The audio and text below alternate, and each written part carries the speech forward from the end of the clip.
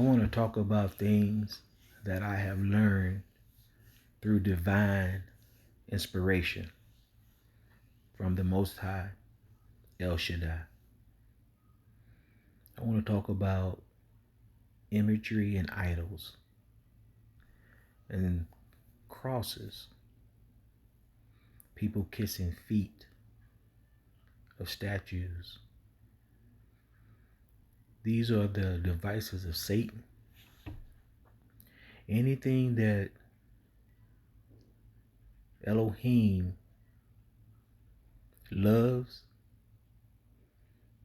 Satan hates.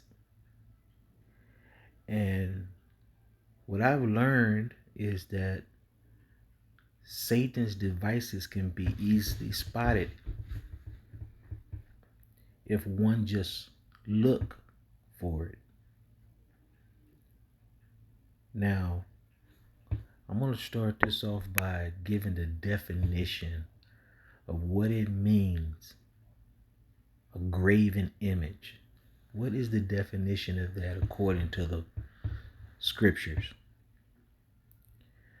A graven image is an idol. Okay, that's an idol.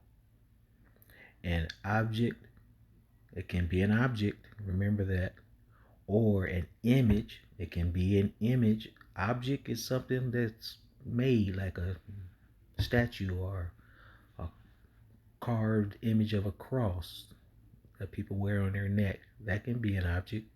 An image can be pictures, drawings, and also can be referred to as a carving or something heavenly, such as a statue. That is worship as the representation. Remember that it's a representation of a deity or a god. Remember that. A graven image is a representation of a deity or a god. The word graven image or the word graven means something that was carved or sculpted. Remember that, carved or sculpted. This is the definition of graven. Graven image refers to some kind of object. Remember that. Some kind of object or image that has been made to represent a god. This is the very definition of graven. Now remember that. Keep that in mind. Is wearing a cross on one's neck, is that a graven image? Yes, it's a graven image. This cross has been carved, sculpted into a shape that represents something heavenly. We all know that throughout the world it's said that YAHUAH, the Messiah, was crucified on a cross. So this is what that is. This cross is representing and is a representation of a deity or a god or a Elohim. It's something so simple like this that we don't take a closer look at. Ask yourself, why do you wear a cross on your neck? Why do you need to wear a cross on your neck? Some people might say they wear it on their neck because it gives them some kind of connection. But we don't need man-made things to connect us to Elohim. We see pictures of celebrities, our friends and family, wearing these crosses on their necks. These crosses have no power. And not to mention, this is one of the things that the other nations did in times past that YAHUAH hates. He hates this. But we look at this as something holy. But remember what the definition was of graven. Something carved or sculptured. This is what this is. This necklace, these chains, these crosses. That's exactly what it is. Sometimes we see people who are supposed to be of a holy nature representing this same image that they should know more about not having this as a representation of YAHUAH more than anyone. But yet they are blind as well. Even though scripture clearly says it in Exodus 20, chapter 20. You shall not make unto yourselves any graven image, but are holy, or supposedly supposed to be holy representatives of Yahushua and the Most High, the Creator, prance around with these crosses. They have them in the churches as murals, as sculptured glass embedded into the walls of the church. And this is something that Exodus 20, chapter 20 talks about. That Elohim hates this imagery. He hates this. That's why he said none of these images should represent anything heavenly. Nothing in the heavens, nothing in the earth, beneath the waters. And yet these things are in our churches, on our necks, in our houses, in our cars, in our yards. And no one really looks at it and go, wait a minute. Scripture teaches us that we're not supposed to have any graven images. But people will make an excuse, just like anything that is done against Elohim. People will make an excuse for why they do it. There's always someone that will give an excuse contrary to the written word, even though it came right out of Yahushua's mouth, the Messiah, and commanded by the Most High, our Creator. They'll still come up with an excuse why. Even though he put it in writing that we should make no graven images. And the image of anything in the heavens, or anything in the earth beneath, or anything in the waters beneath.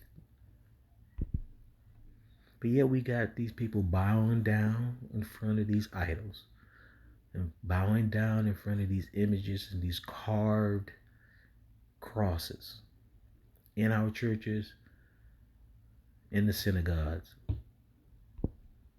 And no one gives it a second thought.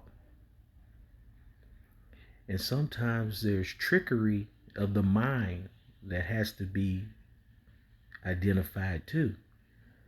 You know how in church,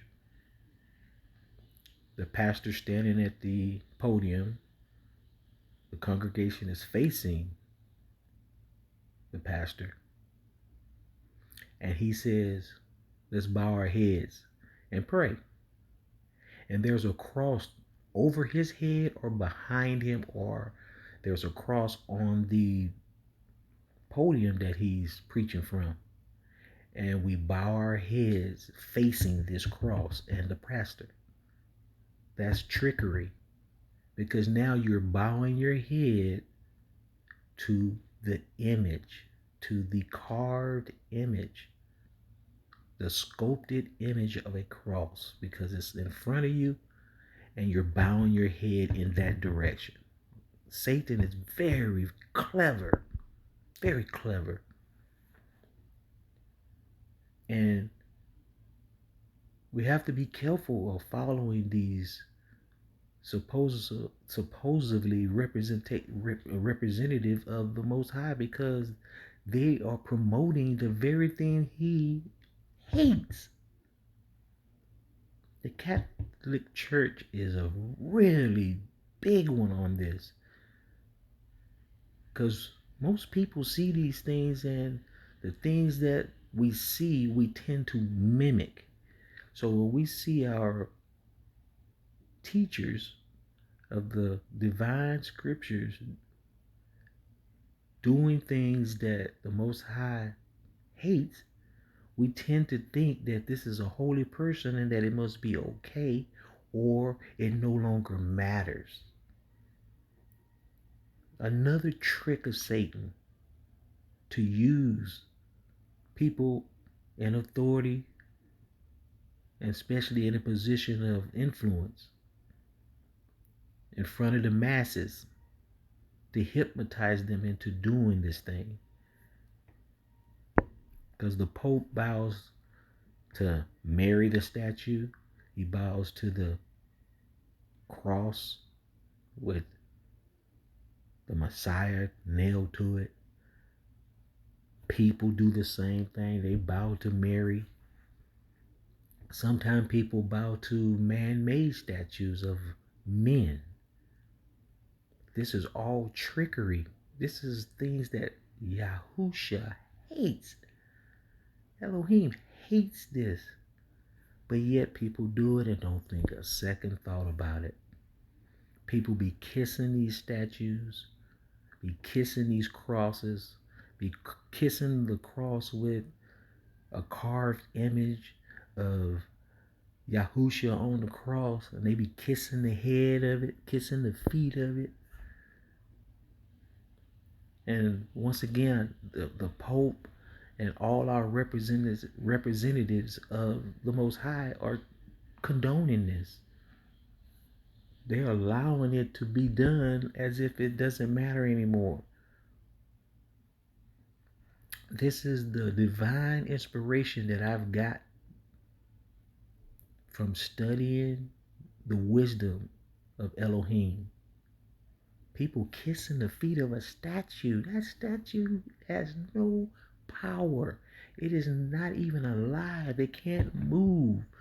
It can't see, hear, or talk, or even perform miracles. And people are kissing the feet of statues, an image, a carved, sculpted image of a disciple, and they're kissing the feet of it as if it's holy.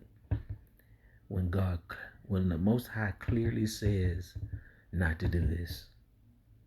People have these things in their homes with crosses on the wall and statues of Mary in their house, and they're bowing before this and praying, and they're praying in vain. And the children are being taught this at an early age as well. So it is continuing the generational curse of following the ways of the other nations, because the 12 tribes of Israel, we are to be a set apart race. To be set apart mean opposite, mean you do the opposite of what the other nations are doing. These people are bowing in front of these statues and doing the same exact thing that our forefathers did. That got us in the very curse of Deuteronomy 28 to this day, is why we're cursed and why we were scattered abroad, because of our forefathers did the same thing, kissing the feet of statues, images, carved statues, sculpted statues, crosses. This is what got us in the position we're in right now. And our representatives of the Most High are not representing the Most High. They are representing Satan, because these are the people that should know better than anybody. Your pastor should know better than anybody. If he's teaching by divine inspiration from the Most High, he will not allow this to happen in his church. He will not let this happen in the Most High's church. But yet the popes and all these other pastors let this happen. And everyone looks at it and don't give it a second thought. But that which is made with man's hands is cursed, as well as it. So not only is the man cursed, the thing that was made in this image is cursed. As he that made it is cursed. Yes, he who made it is cursed. Who carved this image that people was worshiping is cursed, because he made it. We're talking crosses, statues, images of anything heavenly, anything that people will bow their heads and raise their hands and pray to. And the thing that they create, it is cursed, because being corruptible, that's why it is cursed, because it is being corruptible. It is corrupting the people. And no one sees Satan's work, because it's pleasing to the eye. It's good to hear. But they call these things gods in times past. And so what do you think they call it now? Doing the same exact thing. You shall not make unto you any graven image, or any likeness of anything that is in the heavens above, or that is in the earth beneath, or that is in the waters under the earth. Exodus 20, verse 4. You shall not bow down yourself to them, nor serve them, because YAHUAH ELOHIYM, he is a jealous El. El being Elohim. He hates that. Now he will show mercy on those who guard his commandments. He will. But guarding his commandments don't mean standing in front of a gate with a gun. No. Guarding his commandments means doing his commandments and teaching his commandments to the generations to come. And mercy will be shown. But it has to be faith and works. You have to believe in the Most High's guidance, and you have to work, meaning you have to change. I mean, it just don't get no clearer. You shall not make unto you any graven image, or any likeness of anything that is in the heavens above. The Messiah came from heaven. The Messiah came to earth. The Messiah went to Sheol, meaning he went to hell. And that's what it means when it says nothing, not anything that is in the heavens above, which that's where the Yeshua came from, or that is in the earth beneath. That's where Yeshua went to save us. He came to the earth. Or that is in the waters beneath the earth. And that's where he probably went, which we consider hell. Sheol. There's no getting around it that wearing a cross on one's neck is idolatry. Wearing a cross on one's neck is a carved image. Wearing a cross on one's neck is a sculpted, molded image. Bowing down in front of a statue is idol worship. Bowing down in front of a cross, idol worship. Having a cross on the church, in your house, your car, in your yard, that's idol worship. Kissing the feet of statues of the disciples of YAHUAH, of heavenly things, that's idolatry. That's idol worship. There is no getting around it. But of course, there's always people that will find a way to say, no, that ain't what I'm doing that for. That ain't, no, you got it all wrong. Well, Satan has a hold to your spirit. And it is said that YAHUAH will send a strong delusion. This is the Most High who will do this. Send a strong delusion so that you will believe this lie. It's in Scripture. I hope that someone gains some kind of understanding, wisdom, and knowledge about these things. Because every time I read Scripture, I learn something new. Or something I know is being reinforced.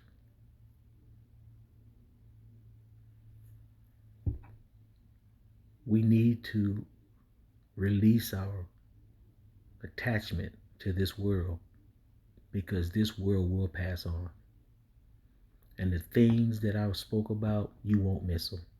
If you stop wearing a cross that's on your neck, you won't miss it. It's nothing. You won't miss it. Just remember this one thing. If you don't remember anything else about what I've just talked about through divine inspiration of the Most High, ask yourself this: why do I wear this cross on my neck? Why do I do it? Shalom.